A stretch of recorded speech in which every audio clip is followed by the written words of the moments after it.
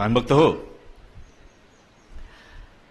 माणसाच्या जीवनामध्ये निरंतरपणे काही ना काहीतरी घडत असतं, काही ना काहीतरी घडत असतं. चांगलं घडलं की आपण म्हणतो मी केलं, चांगलं घडलं की आपण म्हणतो मी केलं, मी असं केलं म्हणून मला त्याचं फळ चांगलं मिळालं. मात्र मनाच्या प्रतिकूल घडलं, ज्याला आपण वाईट घडलं असं म्हणतो, ते घडलं की आपण काय म्हणतो, अरे काय हे देवाने माझ्यासमोर काय वाढून ठेवलंय, देवाला काय मीच सापडलो की काय, माझ्या जीवनामध्ये एवढ्या कटकटी का आहेत, एवढी दुःख का आहेत. तर स्वामीभक्त हो, अत्यंत महत्वाची गोष्ट काय आहे, तर स्वामीदेव ज्या वेळेला अक्कलकोटमध्ये मानवी देह धारण करून लीला करत होते आणि स्वामीदेवांचा निवास, स्वामीदेवांचे अत्यंत प्रिय लाडके भक्त चोळाप्पा महाराज यांच्या घरी स्वामींचा निवास होता. आणि स्वामींनी एक लीला केली. स्वामींच्या लीला ज्या आहेत त्या भक्तांसाठी उत्तम अशा मार्गदर्शक असतात. पण आपलं काय होतं, आपण फक्त लीला ऐकतो आणि ती गोष्ट आहे असं समजतो. आपण गोष्ट ऐकतो, वा छान, स्वामीने असं केलं, स्वामीने तसं केलं. अरे पण त्यातून स्वामी तुला काहीतरी सांगत आहेत. स्वामी आपल्या प्रत्येक भक्ताला त्यांच्या लीलांमधून काही ना काही सांगत असतात. आणि स्वामी काय सांगतायत हे जर आपल्याला कळलं तर आपण जीवनामध्ये सावध होतो. जीवनामध्ये सावध होणं अत्यंत आवश्यक बाबा. जो बेसावध असतो ना तो घसरून पडतो, आणि जो सावध असतो तो घसरंड्या जागेवरून सुद्धा न पडता सुरक्षितपणे पुढे जातो. कारण जो सावध असतो तो निरंतरपणे श्री स्वामी समर्थ नामाचा आश्रय घेऊन असतो. ज्याच्याकडे श्री स्वामी समर्थ नामाचा आश्रय नाही तो निश्चितपणे बेसावध आहे असं समजावं. स्वामीदेव चोळाप्पा महाराजांच्या घरी आहेत आणि चोळाप्पा महाराजांच्या पत्नी ज्या होत्या येसूबाई, त्यांचं देखील स्वामी चरणावर फार प्रेम होतं, स्वामींवर प्रेम होतं, स्वामींवर श्रद्धा होती. पण माणसाचं काय होतं, अतिपरिचयात अवज्ञा. जे आपल्याला सहजगत्या मिळतं त्याची आपल्याला किंमत राहत नाही. देव अगदी जवळ आला माझ्या तर मला तो माझ्यासारखाच वाटतो आणि मी त्याच्याकडे देव म्हणून न पाहता माझ्यासारखाच एक माणूस म्हणून पाहतो. आणि मग काय होतं की देवाला मला ओळखता न आल्याने देव माझ्या दरवाजातून परत जातो आणि मी मात्र देवा तू कुठे आहेस, देवा तू कुठे आहेस असं म्हणत राहतो. याला कारण काय, तर माझ्यावर निरंतर प्रेम करणारं माझं आराध्य दैवत निरंतरपणे माझ्या संगतीत असतं. पण माझं दुर्दैव आहे की मी त्या दैवताला ओळखत नाही. त्याने मला कधी बोलवलं तर मी काहीतरी कारण सांगत राहतो, मला हे आहे, मला ते आहे, मला नाही जमणार. काही हरकत नाही बाबा. चोळाप्पा महाराजांच्या घरी स्वामीदेव वास्तव्य करून होते.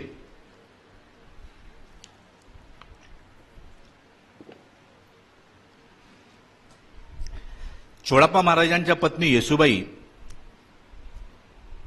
यांच्या हाताला विंचवाने दंश केला. बघा, विंचवाने दंश केल्यानंतर काय होतं हे आपल्या सर्वांना ठाऊक आहे. कशा प्रकारच्या वेदना होतात आणि जीव जो आहे तो कसा वेदनेनं अत्यंत घायाळ होतो, विव्हळत राहतो. तसंच झालं त्या बिचारे येशूबाईंचं. येशूबाईंच्या हाताला विंचू चावला. येशूबाई ओरडतायत, किंचाळतायत, कारण त्यांना वेदना होत आहेत. स्वामी घरातच बसलेले आहेत, कारण स्वामींचा निवास चोळाप्पा महाराजांच्या घरीच होता. त्या स्वामींकडे पाहतायत. ओ महाराज, मी इथे वेदनेनं विव्हळते आहे आणि आपण माझ्याकडे पाहायला सुद्धा तयार नाही. आपण माझ्याकडे पाहायला सुद्धा तयार नाही. असा विचार तिच्या ठाई आला मात्र, असा विचार तिच्या ठाई आला मात्र स्वामींनी काय केलं, आपला जोडा जो होता तो तिच्या दिशेने भिरकावला. बाकी काहीच बोलले नाहीत स्वामी, बाकी काहीच बोलले नाहीत. स्वामी काहीच बोलत नाहीत. बिचारे बसलेले असतात मठात. बिचारे मठात बसलेले असतात. अनंत ब्रह्मांडांना निर्माण करणारा, अनंत ब्रह्मांडांचं संचालन करणारा, प्रत्येक जीवाच्या हृदयामध्ये वास करून निवास करून असणारा तो परमात्मा मठामध्ये निश्चिंतपणे बसलेला असतो, शांतपणे बसलेला असतो. पण तो बसलेला आहे, तो काहीच बोलत नाही. म्हणून आपण त्याच्याबरोबर काहीही करावं असं नाही बाबा. आपल्याला त्याला ओळखता आलं पाहिजे. येसूबाईंच्या दिशेने तो जोडा भिरकावला स्वामींनी. स्वामी काहीच बोलले नाहीत. येसूबाईच्या लक्षात आलं, अरे हे मला जोडा ह्याने माझ्याकडे भिरकावला म्हणजे माझ्यासाठीच भिरकावलाय. येसूबाईंनी काय केलं, तो जोडा जवळ घेतला आणि ज्या हाताला विंचू चावला होता, जिथे वेदना होत होत्या, तो हात तिने त्या जोड्यामध्ये घातला. असा जसा हात जोड्यामध्ये गेला, वेदना थांबल्या. अरे आता वेदना होत नाहीत. हात एकदम थंड झालाय. वा. थोडा वेळ ठेवला येसूबाईंनी. आता काय वेदना होत नाहीत, आता जोडा कशाला पाहिजे. अत्यंत महत्वाची लीला आहे स्वामींची. आता वेदना होत नाहीत, आता जोडा कशाला पाहिजे. येसूबाईंनी जोड्यातून हात बाहेर काढला. जसा जोड्यातून हात बाहेर आला, पुन्हा वेदना सुरू झाल्या. जसा जोड्यातून हात बाहेर आला, पुन्हा वेदना सुरू झाल्या. अरे हे काय, पुन्हा वेदना सुरू झाल्या. येसूबाईंनी पुन्हा जोड्यात हात घातला. जसा जोड्यात हात घातला, वेदना थांबल्या. अरे म्हणजे महाराजांच्या जोड्यात हात घातल्यावर वेदना थांबतात.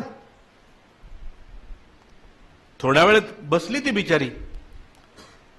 पुन्हा तिला तसंच वाटलं,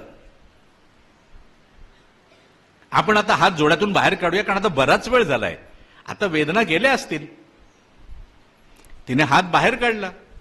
जसा हात बाहेर काढला, पुन्हा वेदना सुरू झाल्या. स्वामी भक्त हो, ही अत्यंत महत्वाची लीला आहे स्वामींची. मग तिने काय केलं, तिच्या लक्षात आलं, अरे माझ्या वेदना ज्या आहेत त्या थांबतात कधी, जेव्हा मी स्वामींच्या जोड्यामध्ये हात ठेवते. म्हणून तिने काय केलं, आपला हात त्या जोड्यामध्ये घातला आणि तो तसाच जोडा उशाला घेतला आणि त्या निश्चिंतपणे निद्राधीन झाल्या. त्यांना निवांत झोप लागली. अन्यथा विंचू चावल्यानंतर झोप लागते की नाही हे आपल्याला चांगलं ठाऊक आहे. स्वामी भक्त हो, इथे अत्यंत महत्वाची शिकवण आपण काय घ्यायची, तर काय होतं जीवाचं, जीव जोपर्यंत अडचणीत येत नाही, त्याच्यासमोर समस्या उभ्या राहत नाहीत, तोपर्यंत तो काही स्वामी चरणांना धरायला तयारच होत नाही.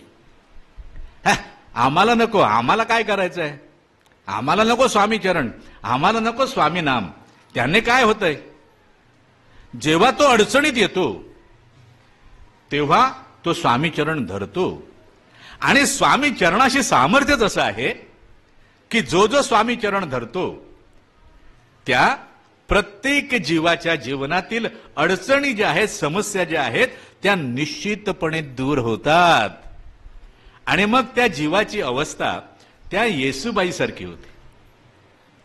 त्याला वाटतं आता समस्या सुटल्या, आता प्रश्न संपले, आता काय करायचं, आता कशाला मठात जायचं, आता कशाला सेवा करायची, आता कशाला नाम घ्यायचं, आता कशाला स्वामींचे चरण धरायचे.